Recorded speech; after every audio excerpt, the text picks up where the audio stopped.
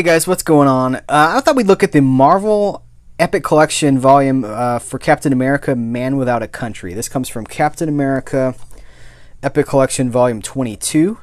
This is the mid-90s, written by Mark Waid and art by Ron Garney. And I have finished it, and I just thought we could go through this, page through it a little bit, and I could give you my thoughts on it. I'm a big fan of these Epic Collections. There's a video that I've done covering more Epic Collections, just kind of an overview of the whole line. But as far as, content versus cost, I feel like it's a pretty good deal. These are the issues that are in it.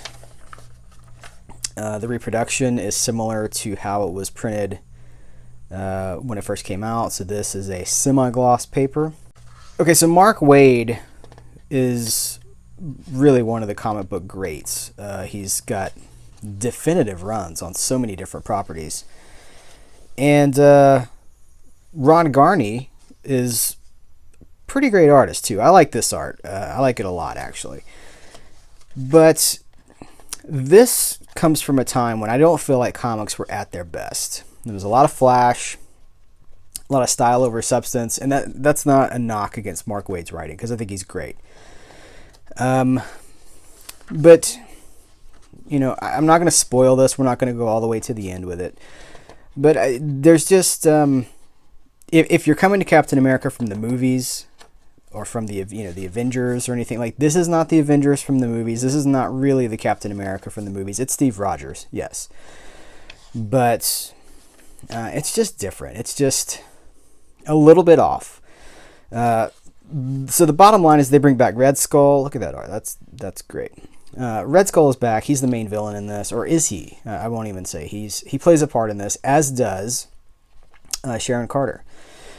This was Mark Waid's first return to the character, or actually it was his first work with the character. And after this, he went on to do a lot. There's a second, or I think it was like the third series of Captain America.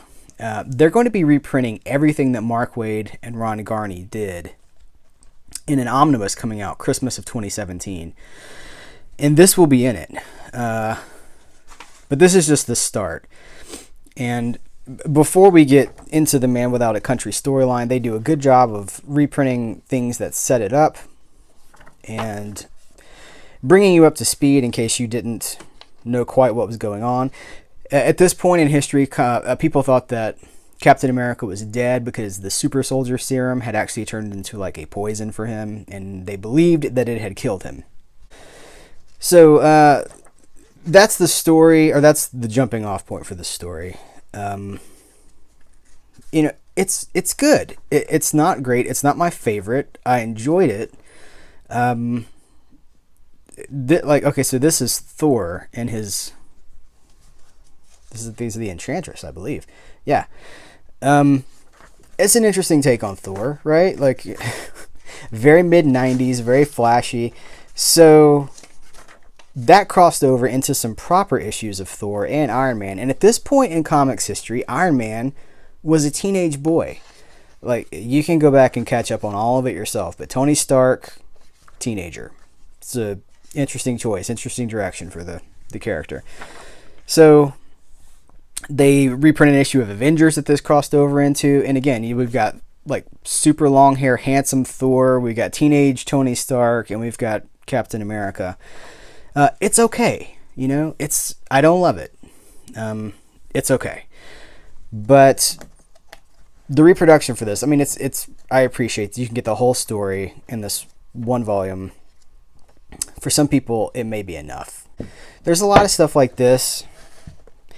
If you were around in the mid-90s, you remember this when they do, sideways splash panels. I haven't seen them in a while. Other than that, they do some cool back material in the back of this. So we've got the Ashcan Edition, which is some behind-the-scenes stuff here. Some old art from Jack Kirby. This is essentially a lot of Jack Kirby. I guess it's like a primer for Captain America. And this particular issue is written from the perspective of Nick Fury. Yeah, so Nick Fury is talking about what makes Captain America special. It's pretty cool. The Marvel, let's see, Captain America Collector's Preview. I guess this would have been made to hype what was going on. They have an interview with Mark Waid. They have some essays. This is kind of funny. Application for federal employment for Captain America, and it's if you really go through it and you know you're Captain America, it's really funny.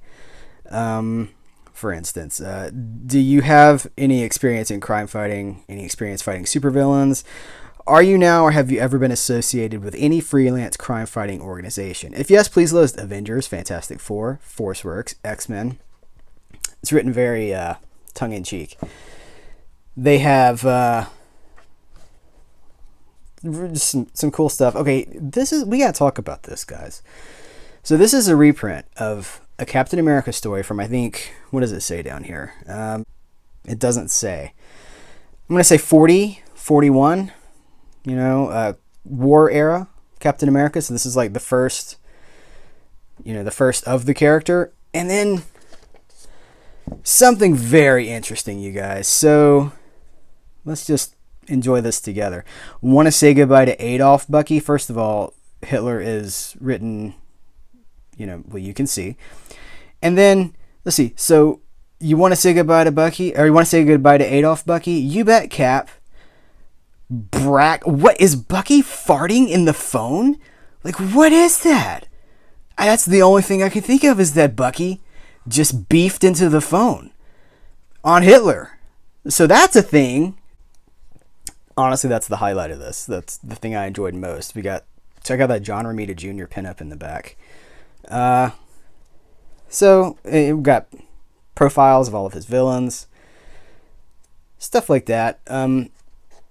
Here's a lengthy interview with Mark Waid, Ron Garney, and Ralph Macchio.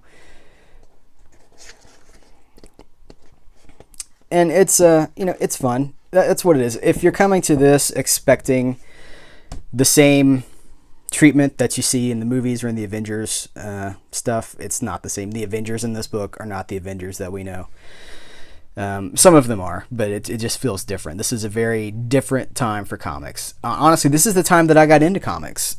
Stuff like this is what got me into comics. But going back to it now,